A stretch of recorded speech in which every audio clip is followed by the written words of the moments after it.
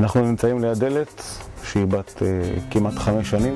אנחנו יכולים לראות את היכולת שלה לעמוד ולהישאר חדשה וטובה גם כשהיא חיצונית.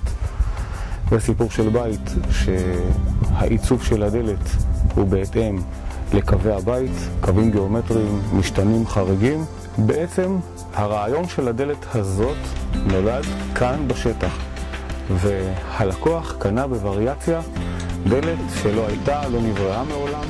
גם לקוח צריך לדעת להתאים את עצמו ולקנות מוצר שלו אתה לא רואה כי זה לא מוצר קטלוגי, והפואנטה של וריאציה, לתפור חליפות רעיוניות וביצועיות שלא נמצאות בכל מקום, שלא נמצאות בכל בית.